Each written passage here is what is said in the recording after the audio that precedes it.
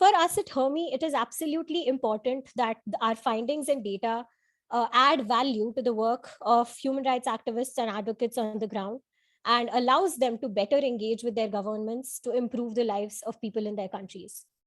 And it is with that intention that we have guest experts on India as well as China who will now share their comments and views on our newly launched data for these two countries. I am absolutely thrilled and honored to introduce our panelists. First, we have with us Mansi, who's a social justice lawyer and public policy professional from India. She runs a citizen engagement initiative and also works on issues at the intersection of technology and warfare.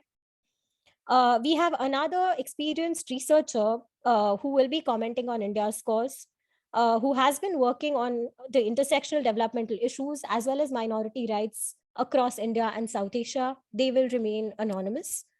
Then we have with us Simon Cheng. Simon is a Hong Kong exiled pro democracy activist and founder of Hong Kong diasporic nonprofit organization, Hong Kongers in Britain, which is headquartered in central London. And our final panelist is Benedict Rogers, a human rights activist and co founder of Hong Kong Watch. He's also a senior analyst for East Asia with CSW and is on the advisory boards of several organizations, including the Interparliamentary Alliance on China and the Stop Uyghur Genocide Campaign. As an Asia specialist, he has written for many international media portals and has authored 7 books, including on Myanmar and China. A very warm welcome to all of you, and thank you so much for being with us today. We're all really keen to listen to your reflections on this cause and to see what you think of them. So without any further ado, I will first go to our guest experts on India. Both of you have had a chance to look at the comprehensive scores and data for India. So my first question to you would be, what is it in the new data or civil and political rights findings for India that particularly stands out for both of you? Mansi, let me first come to you for your response. Okay, thank you so much.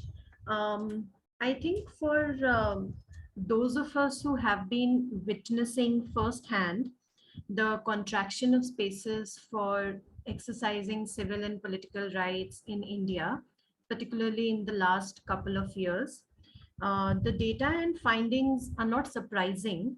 Rather, I think they are more or less along expected lines. So we now know through numbers what we knew intuitively that was happening in the country. Persecution in name of religion, caste, region, language, food habits, clothing continues unabated in India, prodded by the fringe elements who in turn are emboldened by the silence of the state. But even then, I think it is alarming that all survey respondents overwhelmingly identify human rights advocates as at particular risk of state excesses, followed by people of particular religious beliefs, caste, indigenous people, and particularly people living in certain regions of India. So in a lot of survey responses, Jammu and Kashmir or people living in Kashmir have been identified at being at particular risk. And even people living in northeast part of the country and those who are living in the tribal belts where indigenous populations exist, they have also been identified at being at particular risk. Unfortunately, these people have lived under the shadow of conflict for a very long time now, and that has also become an excuse for the state to commit excesses. And I think cutting across all of these identities are, of course, women who are always doubly and in some cases triply disadvantaged. So I think as far as the data and findings are concerned, um, it it um, it it puts into perspective and numbers what we have been seeing around us for the last couple of years. Thank you for your response, Mansi. It's very interesting that you say that the data basically uh, puts an image to what human rights advocates in India have always intuitively known. I will go to our other commentator from India, Would you have similar experiences as our first guest? And what do you think is a part of the data that is the most striking to you? Over to you. Thank you very much. Thank you. Can you hear me all right? Yes, absolutely. Thank you. Firstly, congratulations to the Hermie team for this fabulous initiative. And as our previous guest mentioned, the data that you're publishing today is a validation of what we've been seeing through our own experiences. But again, as I think is the whole point of this exercise, numbers, performance, quantitative stuff provides human rights advocates, activists with further tools to challenge, in a sense, the silence of the state, or the fact that the state denies that violations taking place. So this is, in a sense, helps all of us in our own little advocacy worlds. In terms of data, again, echoing what the previous guest mentioned, validation. When I think, and I'm looking at the aggregate, the headline sort of figures. Nothing surprising on safety from the state. It's good to know the death penalty because the country is taking that seriously. There is some positive showing there, but in terms of arbitrary arrest, absolutely. Every second day, forced disappearances a bit better, but this will be particularly high in specific geographies. I can think of Jammu and Kashmir and other places, Central India. Extrajudicial execution, again, a very common pattern, not just in specific geographies, but also episodically when people are protesting peacefully against very discriminatory laws and policies. Large numbers of people killed by the police in excessive use of force. Torture and ill treatment happens every day in the country. Again, particularly we're seeing a pattern over the past years against protesters, etc. Now, across all of these, sorry, categories, I'm sorry about my throat, but across all these categories, I think what we're seeing is particularly the point about groups at risk. You find a lot of this happening against specific groups, as your data makes it very clear. Human rights defenders, but particularly we are seeing over the past 2-3 years, religious minorities, Muslims particularly. You see a lot of this across the board, from arbitrary arrests to forced disappearances, extrajudicial executions, torture, etc., happening in different geographies, particularly where Muslims are in concentration. So you would have that in provinces like Uttar Pradesh, Jammu and Kashmir, Assam. Increasingly, we're seeing a bit of this happening in places like Karnataka, etc. Right. Moving on, empowerment. Again, assembly and association, opinion expression, yes, pretty much bang on. Participation in government. Now, this is an interesting one. The figure, well, qualitatively says fair. The number is 6.8. Now, I think this is where a bit of disaggregation would be helpful. So whilst you could say that this might be true for specific groups, and I have scheduled castes and scheduled tribes and women in mind here, indigenous communities, caste minorities. When it comes to religious minorities, again, participation is pretty much, will be pretty low. And specifically if you look at Muslims again, I mean, just to give you a very, well, a little flavor of what it is like, in elected bodies, national parliament, state assemblies across the country, the ruling party has no Muslim member at all now.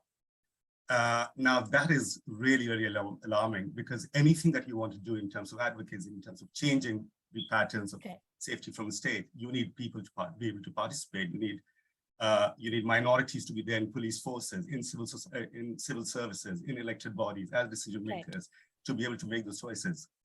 That figure is extremely low. So going forward, it will be great to see some disaggregation there by specific groups, especially vulnerable groups. I'll just conclude by saying, well, basically stepping back a bit and saying, so the figures are pretty bad, right? And the big puzzle for all of us should be, how come such bad showing in a country that's the largest democracy, that claims to set to the largest democracy, that is the largest democracy. And yet you have such bad showing. And that is the big, well, surprise, if I may say, so that jumps out at people. The figures, for people who are familiar with what's happening on the ground, this is no surprise, but I think the surprising bit is that this is happening in a country that's the largest democracy. Now, the advocacy challenge for all of us is, how does the state respond to your findings, data? Will it engage constructively? Will it try to learn from this? Will it try to take these figures and data and opinions and the analysis seriously and try to see if improvements can be made? Now, if it is serious about its obligations to human rights, both commitments made in the Constitution, laws, etc., but also international obligations. Maybe that is one sort of pathway. Or will it, as we've seen repeatedly, will it push back against yet another set of findings, yet another expression of the rot that is there through reprisals against human rights defenders, you and I, or disinformation, or plain bluster, saying no, this is all figures pulled from the air, and we continue to be independent and democratic, and we respect freedom, etc. I'll stop there. Thank you very much. Right. So thank you for your very insightful response. I also saw that towards the end of your time, you also had a message or a call for the government, whether it would take the findings seriously and engage constructively on them, or would there be a pushback? Mansi, do you have any such parting thoughts or message for the government of India, just like our other guest expert commented? Yes, I think just as the video that we just saw mentioned that one of the reasons why this, the civil and political rights, particularly data on voting rights and state excesses and ill treatment, haven't been measured so far is because it's unpopular with the governments. So I think it'll be the government's reaction to this data or findings would also be along expected lines. Most likely there will be denial. There will be an attack on the methodology, the intentions and ideology of those who have undertaken this, who have designed the survey or participated in it. All of that will be questioned. But I hope that for once, because as we saw in the video itself, that human rights are important to let people flourish.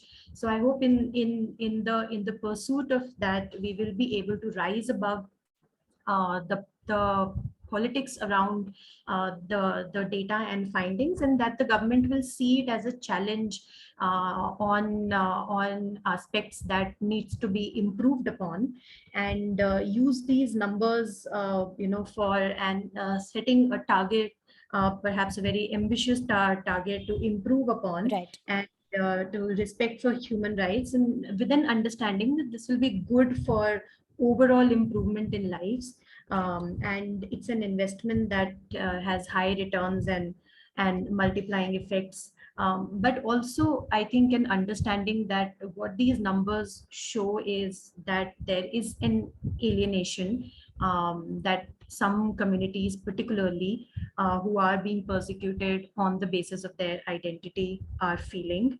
And if this alienation is continued to persist, this is likely to have negative impact on the society. It will breed distrust, unrest in society to a point that it will become difficult to handle the consequences after a point of time. So not only do these numbers need to improve, but respect for human rights needs to become an integral part of states' interaction with its people. And of course, I mean, beyond the numbers, a healing touch is perhaps required, because we are talking about human lives here who are being subjected to state excesses. So with that, I hope that these numbers are taken in the right spirit and acted upon.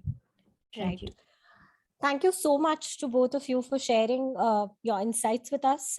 We truly hope, like Nancy mentioned, a healing touch going beyond the numbers is what needs to improve the lives of people. So we truly hope that the data that we produce becomes useful, or as a useful tool for the civil society in the country to continue to engage with the government, and for the government to take the data, to take a look at the data. And I say this especially in light of the upcoming Universal Periodic Review for India later this year. I think I think this is a much larger conversation, but thank you so much to all of you for sharing your reflections and insights with us. I take the liberty of speaking on behalf of my team here, and I say that we admire and are so grateful for the work that all of you do. And we certainly hope that our data is useful and relevant for your work, as well as for the work of our wider human rights practitioners community, to continue to do what they do to engage, advocate, and ensure respect for human rights for all.